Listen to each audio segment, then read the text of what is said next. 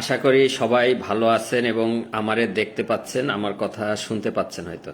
ঠিক আছে, তো একজন একটু লিখে জানান যে কথা শোনা যায় কিনা।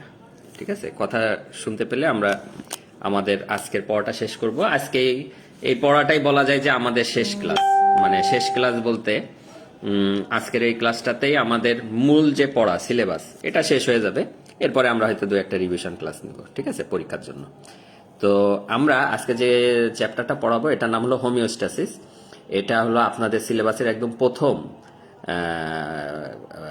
আর কি প্রথম টপিক, যদিও সবার শেষে আমরা পড়াচ্ছি কারণ টপিকটা একটু আনকমন টপিক। এখানে যেটা দেখেন এই যে এটা হলো হোমিওস্ট্যাসিস। হোমিওস্ট্যাসিস হোমিওস্ট্যাসিস মানে হলো maintenance of constant condition of the internal environment. Maintenance of constant condition of the internal environment. আমরা এনভায়রনমেন্ট মানে বুঝি আবহাওয়া। মানুষ ধরেন, মানুষের চারপাশে আছে গাছপালা, নদী নালা, খালবিল, বাতাস, এইগুলা। তো সেলের যে এনভায়রনমেন্ট, সেল যে এনভায়রনমেন্টের মধ্যে বাস করে, সেই এনভায়রনমেন্টের কনস্ট্যান্ট কন্ডিশন মেনটেন করাকেই হোমিওস্ট্যাসিস বলে। Maintenance of constant condition of the internal environment. তো আমাদের শরীরে 100 ট্রিলিয়ন সেল আছে, এর মধ্যে 25 ট্রিলিয়ন হলো রেড ব্লাড সেল। সেলের চারপাশে আমরা জানি যে সেলের ভিতরে থাকে ইন্ট্রাসেলুলার ফ্লুইড, সেলের বাইরে থাকে এক্সট্রা সেলুলার ফ্লুইড। এই এক্সট্রা সেলুলার ফ্লুইডকে ইন্টারনাল এনভায়রনমেন্ট বলে, কারণ সেলের চারপাশে এক্সট্রা সেলুলার ফ্লুইড আছে। ঠিক আছে, তাহলে এখন আমরা আরেকবার একটু দেখি যে ইন্টারনাল এনভায়রনমেন্ট কি। Extracellular fluid is called the internal environment. তাহলে এক্সট্রা সেলুলার ফ্লুইডকে ইন্টারনাল এনভায়রনমেন্ট বলে। আচ্ছা, আমরা এর আগে একদিন পড়াইছি যে এক্সট্রা সেলুলার ফ্লুইড এবং ইন্ট্রাসেলুলার ফ্লুইড দুটোই ফ্লুইড। সেলের ভিতরে ইন্ট্রাসেলুলার ফ্লুইড, সেলের বাইরে এক্সট্রা সেলুলার ফ্লুইড, কিন্তু এদের কম্পোজিশন আলাদা।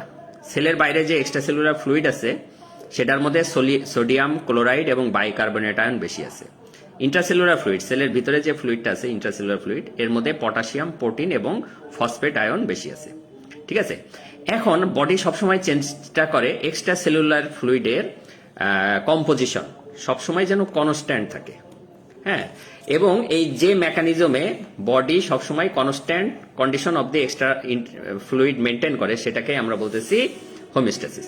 তাহলে এখানে প্রথম কোশ্চেনটা হলো যে কেন এক্সট্রা সেলুলার ফ্লুইডকে ইন্টারনাল এনভায়রনমেন্ট বলে, অর্থাৎ সেলের চারপাশে যে ফ্লুইড আছে এক্সট্রা সেলুলার ফ্লুইড, এটাকে কেন ইন্টারনাল এনভায়রনমেন্ট বলে। কারণটা হলো যে সেল যে নিউট্রিশন নেয় এটা কিন্তু এক্সট্রা সেলুলার ফ্লুইড থেকে নেয়, যেমন গ্লুকোজ নেয়, ফ্যাটি অ্যাসিড নেয়। সেল যে মেটাবলিক ওয়েস্ট প্রোডাক্ট রিমুভ করে এটা কিন্তু সেলের ভিতর থেকে বের করে দেয় to the extracellular fluid. Cell extracellular fluid থেকে অক্সিজেন নেয়, কার্বন ডাইঅক্সাইড দেয়। অর্থাৎ সেল এক্সট্রা সেলুলার ফ্লুইডের সাথে কিছু জিনিস এক্সচেঞ্জ করে। কি করে? 1 নম্বর হলো গ্যাস, অক্সিজেন নেয়, কার্বন ডাইঅক্সাইড দেয়। 2 নম্বর হলো nutrients, glucose, free fatty acid এগুলো নেয়। 3 নম্বর হলো মেটাবলিক ওয়েস্ট প্রোডাক্ট দেয়, রিমুভ করে। যে কারণে এক্সট্রা সেলুলার ফ্লুইডকে বলা হয় internal environment of the body. এবং এই কনস্ট্যান্ট এক্সট্রা সেলুলার ফ্লুইডের কম্পোজিশন সবসময় কনস্ট্যান্ট থাকতে হবে, অর্থাৎ নর্মাল একটা রেঞ্জের মধ্যে থাকতে হবে। নর্মাল রেঞ্জের মধ্যে থাকলে সেল ভালো থাকবে, নর্মাল রেঞ্জের চাইতে বেশি হলেও সমস্যা, কম হলেও সমস্যা। উদাহরণ দিই, আমাদের এক্সট্রা সেলুলার ফ্লুইডে গ্লুকোজ আছে, গ্লুকোজের কনসেন্ট্রেশন হলো 80 থেকে 120 মিলিগ্রাম পার ডিএল, অর্থাৎ ব্লাডও কিন্তু একটা এক্সট্রা সেলুলার ফ্লুইড, 80 থেকে 120 মিলিগ্রাম পার ডিএল। এখন যদি ব্লাড গ্লুকোজ লেভেল 80 মিলিগ্রামের কম হয় তাহলে ব্রেন এফেক্টেড হবে, কারণ ব্রেন গ্লুকোজ ছাড়া বাঁচতে পারে না। তাহলে ব্লাড গ্লুকোজ লেভেল যদি খুব বেশি কমে যায়, হাইপোগ্লাইসিমিয়া যদি হয়, তাহলে পেশেন্ট কিন্তু মাথা ঘুরে অজ্ঞান হয়ে যাবে। ঠিক আছে, কারণ ব্রেন গ্লুকোজ ছাড়া বাঁচতে পারে না। আবার উল্টোটা যদি হয়, গ্লুকোজ যদি খুব বেশি হয়, 120 মিলিগ্রামের পার ডিএল এর জায়গায় যদি 200 বা 300 মিলিগ্রাম পার ডিএল হয়, তাহলে আপনারা জানেন যে সেটা ডায়াবেটিস মেলাইটাস, এবং সেই কন্ডিশনেও বডির বিভিন্ন রকম সমস্যা হবে। একইভাবে আমাদের এক্সট্রা সেলুলার ফ্লুইডের কম্পোজিশনে কম বেশি হলে বডির সেটা হলো একটা ডিজিজ। যেমন সোডিয়াম আমাদের এক্সট্রা সেলুলার ফ্লুইডে আছে, যে কনসেন্ট্রেশনে আসে, যদি সোডিয়াম বেড়ে যায়, হাইপারন্যাট্রেমিয়া, তখন হাইপার টেনশন হয়, প্রেশার বেড়ে যায়। এবার সোডিয়াম যদি অনেক কমে যায়, হাইপোন্যাট্রেমিয়া, মানে হাইপোটেনশন হয়, প্রেশার কমে যায়। তাহলে আমাদের বডি ফ্লুইডের কম্পোজিশন সবসময় কনস্ট্যান্ট থাকতে হবে। যে মেকানিজমে বডি সবসময় constant condition of the extracellular fluid maintain করে সেটাকে আমরা বলতেছি হোমিওস্ট্যাসিস। ঠিক আছে, আচ্ছা, এরপরে আমরা যেটা পড়াবো যে regulation of body function. Regulation of body function মানে হলো বডি কি কি সিস্টেমের মাধ্যমে সমস্ত ফাংশনকে কন্ট্রোল করে। ঠিক আছে, আমি একটু দেখাইনি। Regulation of body function, nervous system, hormonal system. তাহলে আমাদের বডির যত ফাংশন সেগুলো রেগুলেট হচ্ছে দুটো সিস্টেমের মাধ্যমে, একটা হলো নিউরাল রেগুলেশন বা নার্ভাস সিস্টেমের মাধ্যমে, সেকেন্ড হলো এন্ডোক্রাইন সিস্টেম বা হরমোনাল সিস্টেমের মাধ্যমে। পার্থক্য কি? Neural regulation is very rapid, খুব দ্রুত, অন্যদিকে হরমোনাল রেগুলেশন ইজ স্লো। ঠিক আছে, এখন মনে করেন যে একটা লোকের খিদা লাগছে, ঠিক আছে, খিদা লাগছে মানে কি রক্তে গ্লুকোজ কমে গেছে, ঠিক আছে। তা যদি যখনই রক্ত গ্লুকোজ কমে যাবে তখন ব্রেন ফিল করবে যে আমার খিদা লাগছে, খাবার খেতে হবে, তাহলে এটা হলো নিউরাল রেগুলেশন। নার্ভাস সিস্টেম বুঝতে পারছে যে খিদা লাগছে এবং সে খাবার খুঁজে বের করবে, ঠিক আছে, 1 নম্বর। এখন হরমোনাল সিস্টেম কি হবে? তাহলে আমরা জানি যে রক্তে গ্লুকোজ কমায় একটা হরমোন, সেটার নাম হলো ইনসুলিন। তাহলে ইনসুলিন সিক্রেশন বন্ধ হয়ে যাবে, কারণ গ্লুকোজ কমে গেছে, এখন ইনসুলিন সিক্রেশন বন্ধ হয়ে যাবে। ব্লাড গ্লুকোজ বাড়ায় যে সমস্ত হরমোন সেগুলো সিক্রেশন শুরু হয়ে যাবে, যেমন গ্লুকাগন, ক্যাটেকোলামাইন, এই সমস্ত হরমোনগুলো সিক্রেশন হয়ে যাবে। এটা হলো হরমোনাল সিস্টেম। তাহলে নিউরাল রেগুলেশনটা র্যাপিড, দ্রুত কাজ করে, সে কি করবে? খাবার খুঁজে বের করবে এবং খাবে। আর হরমোনাল সিস্টেম স্লো, সে কি করে? যে সমস্ত হরমোন গ্লুকোজ কমায় সেটা বন্ধ হয়ে যাবে সিক্রেশন হওয়া, যেমন ইনসুলিন। যে সমস্ত হরমোন গ্লুকোজ সিক্রেশন বাড়ায় সেগুলো সিক্রেশন হবে। আরেকটা উদাহরণ দিই, মনে করেন এখন শীতকাল, তো শীতকালে আপনার ঠান্ডা লাগতেছে, এই ঠান্ডাটা ফিল করতেছে কে? Nervous system. যে আমার শীত লাগতেছে, আমার সোয়েটার পরা লাগবে, আমার লেপ কাঁথা গায়ে দেয়া লাগবে ইত্যাদি। এটা হলো নিউরাল রেগুলেশন, এগুলো গায়ে দিলে আপনার শরীর গরম হবে। আর 2 নম্বর হলো হরমোনাল রেগুলেশন বা এন্ডোক্রাইন রেগুলেশন। সে কি করবে? যে হরমোনগুলো বডি টেম্পারেচার বাড়ায় সেগুলো সিক্রেশন শুরু হবে, যেমন থাইরক্সিন হরমোন বা থাইরয়েড হরমোন, এটা হিট তৈরি করে, হিট প্রোডাকশন করে। ক্যাটেকোলামাইন হিট প্রোডাকশন করে। এই সমস্ত হরমোনগুলো সিক্রেশন শুরু হবে, ঠিক আছে।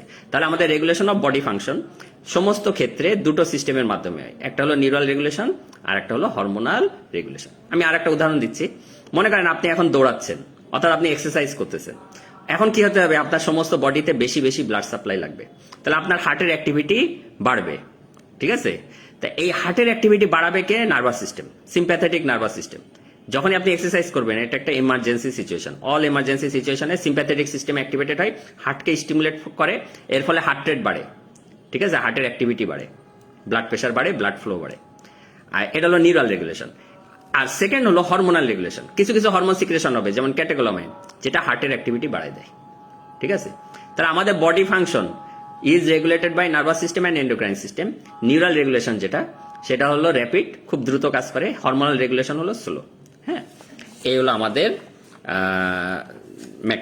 Regulation of body function.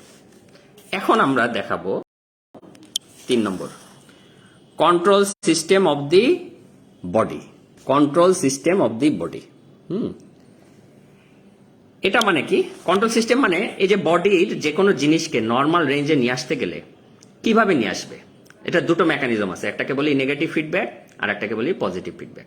মনে করেন একটা লোকের প্রেশার বেড়ে গেছে, এখন প্রেশার কমাতে হবে, কমায় আবার নর্মালে আনতে হবে। অথবা প্রেশার কমে গেছে, প্রেশারটাকে বাড়ায় নর্মালে আনতে হবে। এটা হলো নেগেটিভ ফিডব্যাক মেকানিজম। তাহলে নেগেটিভ ফিডব্যাক মেকানিজম কি? মানে it is a feedback mechanism which returns the value to normal, normal লেভেলে ফেরত নিয়ে আসে যেটা, সেটাকে আমরা বলি নেগেটিভ ফিডব্যাক মেকানিজম। এটা কি আমাদের শরীরের জন্য ভালো না খারাপ? নিয়মটা হলো যে negative feedback is always beneficial for health, সবসময় শরীরের জন্য উপকারী। কেন? এটা যে কোনো ভ্যালু, যে কোনো জিনিস যদি বেড়ে যায়, ধরেন গ্লুকোজ বেড়ে গেছে, গ্লুকোজকে কমায়ে আবার নর্মালে আনবে, অথবা গ্লুকোজ কমে গেছে, গ্লুকোজকে বাড়ায় আবার নর্মালে আনবে। যেহেতু এটা যে কোনো ভ্যালুকে নর্মাল রেঞ্জে নিয়ে আসে, সুতরাং it is always beneficial for health, ঠিক আছে। Negative feedback mechanism. আর নেগেটিভ ফিডব্যাক মেকানিজমের অসংখ্য উদাহরণ আছে, যেমন regulation of blood pressure, pressure বাড়লে কমায়, কমলে বাড়ায়, বাড়ায় নর্মালে নিয়ে আসে। রেগুলেশন অফ ফ্লুইড ব্যালেন্স, শরীরে বেশি ফ্লুইড হয়ে গেলে ফ্লুইড কমাই দেবে, পেশাব করবে, ফ্লুইড কমে যাবে। পেশাব যদি বডিতে ফ্লুইড কমে যায় তাহলে সেটাকে বাড়ানোর কাজ করবে, পেশাব কমে যাবে তখন, ঠিক আছে। Regulation of electrolyte balance, regulation of acid base balance, regulation of respiration, এই সমস্ত রেগুলেশনগুলো, রেগুলেশন অফ বডি টেম্পারেচার, এগুলো সব হলো আমাদের নেগেটিভ ফিডব্যাক মেকানিজম। আমাদের বডির অলমোস্ট সব মেকানিজমই হলো নেগেটিভ ফিডব্যাক। এই মেকানিজমের কাজ হলো কোনো ভ্যালু যদি বেড়ে যায় অথবা কমে যায়, বেড়ে গেলে কমায় নর্মালে নিয়ে আসে, কমে গেলে বাড়ায় নর্মালে নিয়ে আসে। এই জন্য এটাকে বলা হয় বেনিফিশিয়াল নেগেটিভ ফিডব্যাক মেকানিজম। ঠিক আছে, the feedback which returns the value to normal level. উদাহরণ হলো regulation of temperature, regulation of blood pressure, regulation of fluid balance, regulation of electrolyte balance, regulation of acid base balance, regulation of respiration. এই সমস্ত মেকানিজমটাকে আমরা বলতেছি negative feedback mechanism. উল্টো একটা আছে, সেটা হলো পজিটিভ ফিডব্যাক মেকানিজম। সেটাকে আমরা বলি positive feedback mechanism. Positive feedback মেকানিজমটা হলো যে the feedback which deviates the value from normal. Normal থেকে যে এটা দূরে নিয়ে যায় সেটাকে আমরা বলি পজিটিভ ফিডব্যাক মেকানিজম। তাহলে পজিটিভ ফিডব্যাক আসলে শরীরের জন্য ভালো না, তারপরেও আমাদের বডিতে 4টা পজিটিভ ফিডব্যাক মেকানিজম আছে। তার মধ্যে একটা হলো কোয়াগুলেশন। কোয়াগুলেশন আমরা জানি রক্ত জমাট বাঁধা। হাত পা যদি কেটে যায় তখন ওখানে রক্ত জমাট বাঁধে। কতক্ষণ রক্ত জমাট বাঁধে? রক্ত জমাট বাঁধা কিন্তু আস্তে আস্তে বাড়তে থাকে যতক্ষণ না ব্লিডিং বন্ধ হয়। তার মানে পজিটিভ ফিডব্যাকটা এখানে কিন্তু বেনিফিশিয়াল ইফেক্ট। ঠিক আছে। পার্চুরেশন, পার্চুরেশন মানে প্রসব বেদনা, the process by which baby borns, যে পদ্ধতিতে বাচ্চা জন্মগ্রহণ করে। তো আপনারা জানেন যে যখন লেবার পেইন হয়, আপনারা তো নার্স, আপনার তো মিডওয়াইফও হয়তো আছে কেউ কেউ, আপনারা জানেন যে যখন বাচ্চা ফিজিওলজিক্যাল প্রসেসে সিজার করে না, নর্মালি যখন বাচ্চা জন্ম হয় এই ব্যথা হয়, ইউটেরাস কন্ট্রাকশন করে বাচ্চাকে ডেলিভারি দেওয়ার জন্য, ফলে পেইন হয়। এই পেইন কিন্তু আস্তে আস্তে বাড়তে থাকে, পেইন কিন্তু কমে না। প্রথমবার যে পরিমাণ পেইন হয় তারপরের বার আরো বেশি, তারপরের বার আরো বেশি, বাড়তে বাড়তে বাড়তে যতক্ষণ বাচ্চা জন্মগ্রহণ না করে ততক্ষণ পর্যন্ত ইউটেরাসের কন্ট্রাকশনও বাড়তে থাকে, পেইনও বাড়তে থাকে। এটা হলো positive feedback mechanism. Positive feedback মেকানিজমের নিয়মই হলো যে আস্তে আস্তে বাড়বে এবং সেটা নর্মাল থেকে দূরে চলে যাবে। একইভাবে আছে হলো LH secretion just before ovulation. ওভুলেশনের ঠিক পূর্ব মুহূর্তে এলএইচ হরমোনের সিক্রেশন বাড়তে থাকে, বাড়তে বাড়তে বাড়তে বাড়তে যতক্ষণ না ওভুলেশন হবে ততক্ষণ পর্যন্ত এলএইচ সিক্রেশন বাড়তেই থাকে। তাহলে আমাদের ওভুলেশনের ঠিক একদিন আগে এলএইচ সিক্রেশন বাড়তে থাকে, বাড়তে বাড়তে বাড়তে যতক্ষণ ওভুলেশন না হয় ততক্ষণ বাড়তেই থাকে। সো এটাকে আমরা পজিটিভ ফিডব্যাক মেকানিজম বলি। তাহলে আমরা কি কি পেলাম? একটা হলো ব্লাড কোয়াগুলেশন, পার্চুরেশন, ওভুলেশন। 4 নম্বর একটা আছে generation of action potential. Action potential যদিও আপনাদের পড়ানো হয়নি, এটা একটা উদাহরণ। এখানেও হলো এটাও একটা পজিটিভ ফিডব্যাক, মানে it deviates the value from normal. তাহলে এখন কোশ্চেনটা হলো যে কোনটাই আসলে ভালো? Negative feedback is always beneficial. Negative ফিডব্যাকের কারণে কোনো ভ্যালু বেড়ে গেলে কমে নর্মালে আসে, কমে গেলে বেড়ে নর্মালে আসে। আর পজিটিভ ফিডব্যাক হলো মাত্র এই 4টা কন্ডিশনে beneficial: coagulation, parturition, ovulation and generation of action potential. এই 4টা কন্ডিশনে বেনিফিশিয়াল, বাদ বাকি যে কোনো কন্ডিশনে এটা হলো হার্মফুল। ঠিক আছে, এই গেল আমাদের হোমিওস্ট্যাসিস। এখান থেকে আমরা আরেকটা জিনিস আছে, আমরা একটু পড়াবো, খুব সামান্য পড়াবো। আপনার আমার মনে হয় যে আপনারা শীট অলরেডি পেয়ে গেছেন, কারণ আমাদের মনিটরের কাছে আমি দিয়ে দিছি অলরেডি। তারপর একটু আমরা দেখাই। এটার নাম হলো মেমব্রেন পোটেনশিয়াল। আমরা মাত্র 2-3টা কথা পড়াবো আর কি। মেমব্রেন পোটেনশিয়াল মানে electrical potential difference across cell membrane. এই কথার মানে কি? পোটেনশিয়াল মানে ভোল্টেজ, সেলের ভিতরের ভোল্টেজ আর বাইরের ভোল্টেজের মধ্যে যে পার্থক্য, সেটাকে আমরা বলতেছি membrane potential, electrical potential difference across cell membrane. ঠিক আছে, এখন সব সেলে না, skeletal muscle, cardiac muscle, smooth muscle এবং নার্ভ, এই 4টা সেলে, এই 4টা টিস্যুতে সেলের ভিতরে ভোল্টেজ কেমন থাকে, নেগেটিভ না পজিটিভ, সেটাই হলো মেমব্রেন পোটেনশিয়াল। এবং এই 4টা টিস্যুকে আমরা বলি এক্সাইটেবল টিস্যু। ঠিক আছে, এখন এই মেমব্রেন পোটেনশিয়াল আবার 2 রকম। একটা হলো রেস্টিং মেমব্রেন পোটেনশিয়াল। প্রথমটার নাম আমরা বলতেছি রেস্টিং মেমব্রেন পোটেনশিয়াল। আমি আগে হলো নামটা দেখাই আপনাদের। রেস্টিং মেমব্রেন পোটেনশিয়াল নাম দেখেই বোঝা যাচ্ছে যে সেল যখন রেস্টে থাকে তখন সেলের ভিতরে যে রকম ভোল্টেজ তৈরি হবে সেটাকে আমরা বলি রেস্টিং মেমব্রেন পোটেনশিয়াল। তাহলে it is the resting state of the cell when inside the cell is negative then outside. সেলের মধ্যে যখন নেগেটিভ চার্জ বেশি হবে সেল তখন রেস্টে নেবে। মনে করেন হার্টের সেল, কার্ডিয়াক মাসল সেল, এর ভিতরে যখন নেগেটিভ চার্জ বেশি হবে তখন হার্ট রিল্যাক্স করবে, অর্থাৎ রেস্ট নেবে। আর যখন পজিটিভ চার্জ হবে তখন সে কন্ট্রাক্ট করবে। ঠিক আছে, তাহলে এই যে নেগেটিভ পোটেনশিয়াল, এটাকে আমরা বলছি রেস্টিং মেমব্রেন পোটেনশিয়াল। তাহলে what is resting membrane potential? It is the resting state of the cell when inside the cell is negative then outside. সেলের ভিতর নেগেটিভ, ফলে সেল রেস্টে আছে। এখন কেন সেলের মধ্যে নেগেটিভ হয়? 2টো কারণে হয়। একটা কারণ আমরা গতদিন দেখাইছি, আমরা একটু দেখাই দিই এখানে। এটা হলো সেই সোডিয়াম পটাশিয়াম পাম্প। আমরা পড়াইছিলাম যে সেল মেমব্রেন, এটা হলো এই যে ফসফোলিপিড বাইলেয়ার, হ্যাঁ, সেল মেমব্রেন, এটা একটা পাম্প প্রোটিন এবং এ কি করে প্রত্যেকবার 3টা করে সোডিয়াম বের করে, 2টো করে পটাশিয়াম সেলের মধ্যে ঢুকায়। অন্য কথায় আরো সুন্দরভাবে বললে 3টা করে পজিটিভ চার্জ বের করে দেয়, 2টো করে পজিটিভ চার্জ ঢুকায়। ফলে সেলের ভিতর প্রত্যেকবার একটা করে পজিটিভ চার্জ লস হয়, কারণ 3 জন বের হয়ে যাচ্ছে, 2 জন ঢুকতেছে, সেলের মধ্যে হয়ে যাচ্ছে নেগেটিভ। এটা হলো 1 নম্বর কারণ, সোডিয়াম পটাশিয়াম পাম্প। 2 নম্বর, সেল মেমব্রেনে আর একটা চ্যানেল আছে, এটার নাম হলো পটাশিয়াম লিক চ্যানেল। পটাশিয়াম এটা, তাহলে এটা হলো মেমব্রেন, আর একটা প্রোটিনের মধ্যে ছিদ্র আছে, চ্যানেল প্রোটিন। এই ছিদ্র দিয়ে পটাশিয়াম বেরোতে থাকে, ঠিক আছে। তা পটাশিয়াম তো পজিটিভ চার্জ, তা পজিটিভ চার্জ যদি এই চ্যানেল দিয়ে বেরোতে থাকে সারাক্ষণ, লিক নামটাই হয়েছে, এর কোনো গেট টেট নাই, সারাক্ষণ যখন পজিটিভ চার্জ বেরোতে থাকে সেলের মধ্যে নেগেটিভ হয়ে যায়, ঠিক আছে। তাহলে আমরা যদি আবার বলি যে রেস্টিং মেমব্রেন পোটেনশিয়াল কি, it is the resting state of the cell when inside the cell becomes negative then outside. কেন সেলের মধ্যে নেগেটিভ হয়? দুটো কারণে। একটা হলো সোডিয়াম পটাশিয়াম পাম্প, এর মাধ্যমে প্রত্যেকবার 3টা করে পজিটিভ চার্জ সেল থেকে বের হয়ে যায়, 2টো পজিটিভ চার্জ ঢোকে, ফলে সেলের ভিতর একটা করে পজিটিভ চার্জের ঘাটতি তৈরি হয়, এই ঘাটতির কারণে নেগেটিভ তৈরি হয়, 1 নম্বর। 2 নম্বর হলো সেলে একটা চ্যানেল আছে যার নাম হলো পটাশিয়াম লিক চ্যানেল। আমরা জানি যে সেলের ভিতর পটাশিয়াম বেশি, তো এই চ্যানেলের কোনো গেট টেট নাই, চ্যানেল সবসময় খোলা থাকার কারণে সেলের ভিতর থেকে সারাক্ষণ পটাশিয়াম লস হচ্ছে, সেল বেরোয় যাচ্ছে। আর পটাশিয়াম যেহেতু পজিটিভ চার্জ যখনই বেরোয় যায় সেলের ভিতর, তখন নেগেটিভ তৈরি হয়, ঠিক আছে। এই কারণে রেস্টিং মেমব্রেন পোটেনশিয়াল হয়। তাহলে রেস্টিং মেমব্রেন পোটেনশিয়ালের 2টো কারণ, একটা হলো সোডিয়াম পটাশিয়াম পাম্প, আর একটা হলো পটাশিয়াম লিক চ্যানেল, যেটার মাধ্যমে পটাশিয়ামটা লস হয়, ঠিক আছে। সেকেন্ড যে পোটেনশিয়াল, সেটাকে আমরা বলি অ্যাকশন পোটেনশিয়াল। শুনতে একটু কঠিন মনে হচ্ছে, কিন্তু আসলে কঠিন না, একবার পড়লেই আপনি পেরে যাবেন আর কি। এটাকে বলতেছি অ্যাকশন পোটেনশিয়াল। অ্যাকশন পোটেনশিয়াল নাম দেখেই বোঝা যাচ্ছে যে যখন সেল অ্যাকশনে যাবে তখন যে ভোল্টেজটা তৈরি হবে সেটাকে আমরা বলতেছি অ্যাকশন পোটেনশিয়াল। মনে করেন হার্ট যখন কন্ট্যাক্ট করবে, তখন তার রেস্টিং পোটেনশিয়াল থাকলে কিন্তু কন্ট্যাক্ট করতে পারবে না, মানে সেলের মধ্যে যদি নেগেটিভ থাকে তাহলে হার্ট কন্ট্যাক্ট করতে পারবে না। সেলের মধ্যে যখন পজিটিভ হবে তখন হার্ট কন্ট্যাক্ট করবে, অর্থাৎ অ্যাকশন করবে। তাহলে অ্যাকশন পোটেনশিয়ালের একটা ডেফিনেশন আছে, সেটাকে এর আবার 2টো ফেজ আছে। তো আমরা বলি rapid sequential change in membrane potential consist of depolarization and repolarization. Rapid sequential change, তাহলে র্যাপিড মানে কি? খুব দ্রুত, এই ইলেকট্রিক্যাল চেঞ্জটা হতে হবে খুব দ্রুত, র্যাপিড।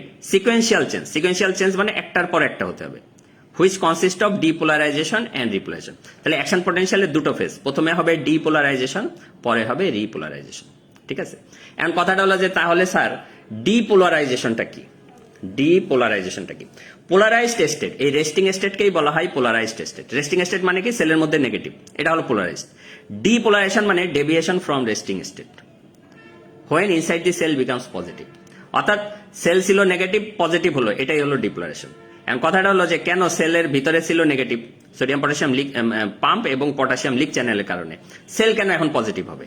তার কারণটা হলো যে এখানে একটা দেখেন চ্যানেল আছে সেলের মধ্যে, এটার নাম হলো ভোল্টেজ গেটেড সোডিয়াম চ্যানেল।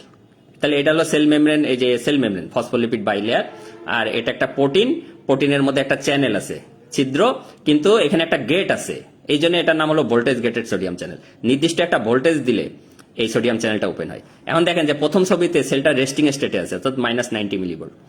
যখনই এই চ্যানেলটা ওপেন হয়ে গেছে, ভোল্টেজ গেটেড চ্যানেল যখনই ওপেন হয়েছে, সেলের বাইরে যেহেতু সোডিয়াম বেশি, পর্যাপ্ত পরিমাণে সোডিয়াম ঢুকছে সেলের ভিতর, ঢুকার ফলে ছিল -90 মিলিভোল্ট, এখন হয়ে গেছে +35 মিলিভোল্ট, ঠিক আছে। এটাকে আমরা বলতেছি ডিপোলারাইজেশন। তাহলে ডিপোলারাইজেশন হলো deviation from resting state when inside the cell becomes positive then outside. সেলের ভিতর পজিটিভ দেন আউটসাইড, আউটসাইডের তুলনায় ভিতরে পজিটিভ হয়েছে। কেন হয়েছে? For opening of voltage gated sodium channel. এই ভোল্টেজ গেটেড চ্যানেলটা ওপেন হয়েছে, সোডিয়াম বেশি বেশি করে ঢুকছে, ঢুকার ফলে সেলের মধ্যে পজিটিভ হয়েছে। এটাকে আমরা বলছি ডিপোলারাইজেশন, ঠিক আছে। এখন ডিপোলারাইজেশনের পরে হয় হলো রিপোলারাইজেশন। কোশ্চেনটা হলো রিপোলারাইজেশনটা কি? সেলের মধ্যে তো এখন পজিটিভ হয়ে গেছে, এখন হার্ট তার মানে এখন কন্ট্যাক্ট করলো, কন্ট্যাক্ট করার পরে তো সারাক্ষণ কন্ট্যাক্ট করবে না, এটাকে আবার নেগেটিভ হতে হবে সেলের ভিতর, তাহলে হার্ট মাসল আবার রিল্যাক্স করবে। তাহলে রিটার্ন ইন রেস্টিং স্টেট, আবার সেই নেগেটিভ স্টেটে ফেরত যাওয়া, is called repolarization. Return in resting state when inside the cell again becomes negative then outside. সেলের ভিতর একবার পজিটিভ হলো, +35 মিলিভোল্ট তৈরি হলো, এখন আবার নেগেটিভ -90 মিলিভোল্টে ফেরত যাওয়াটাকে আমরা বলছি রিপোলারাইজেশন। কেন রিপোলারাইজেশন হয়? আর একটা ছবিটা দেখাই, এই ছবিটা দেখলে এগুলো হলো আসলে নার্ভের ছবি, ঠিক আছে। হার্ট মাসল যদিও বলতেছি।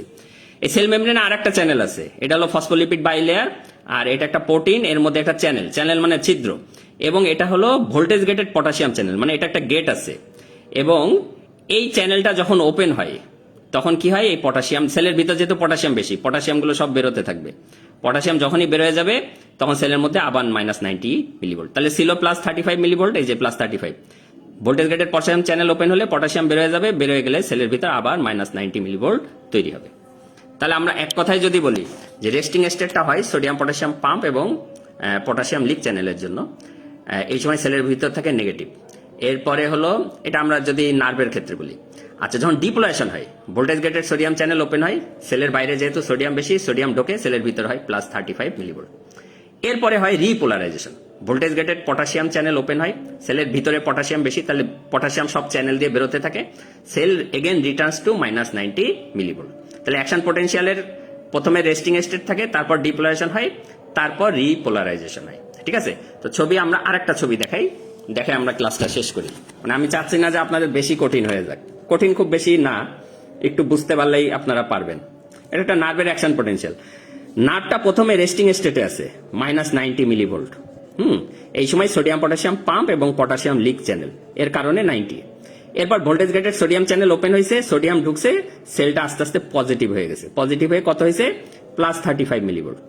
যখনই +35 হয়েছে, ভোল্টেজ গেটেড সোডিয়াম চ্যানেল বন্ধ হয়ে গেছে, voltage gated potassium channel open হয়েছে। এখন কি হবে, পটাশিয়াম বেরোবে, পটাশিয়াম তো পজিটিভ চার্জ, পজিটিভ বেরোতে বেরোতে বেরোতে যত বেরোবে সেল আস্তে আস্তে নেগেটিভ হবে, হতে হতে হতে হতে আবার -90 মিলিভোল্টে ফেরত আসবে। তাহলে রেস্টিং স্টেট হলো রেস্টিং মেমব্রেন পোটেনশিয়াল কি, it is the resting state of the cell when inside the cell is negative. Depolarisation কি, deviation from resting state when inside the cell becomes positive, এই যে পজিটিভ হয়ে গেল। Repolarisation কি, return in resting state when inside the cell again becomes negative.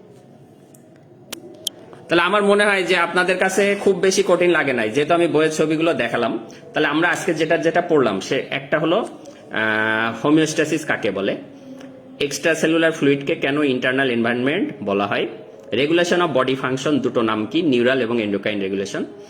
এরপরে আমরা বললাম যে উদাহরণ, পজিটিভ ফিডব্যাক মেকানিজমের 4টা উদাহরণ, নেগেটিভ ফিডব্যাক মেকানিজমের উদাহরণ। এরপরে আমরা বললাম মেমব্রেন পোটেনশিয়াল বলতে কি বুঝো, রেস্টিং মেমব্রেন পোটেনশিয়াল বলতে কি বুঝো, কেন সেলের ভিতর নেগেটিভ হয়। এরপর বললাম আমরা ডিপোলারেশন বলতে কি বুঝো, কেন সেলটা পজিটিভ হয়। সবার শেষে আমরা বললাম রিপোলারেশন বলতে কি বুঝো, কেন সেল আবার নেগেটিভ হয়ে যায়। ঠিক আছে, তো একজন লিখছে যে আমাদের কিছু রিভিশন ক্লাস নিতে হবে। হ্যাঁ, আমরা কিছু রিভিশন ক্লাস নিয়ে নিব নোটিশের মাধ্যমে। তো সবাই আপনারা সুস্থ থাকেন, ভালো থাকেন, এই আশা করে এখানে শেষ করছি। Thank you.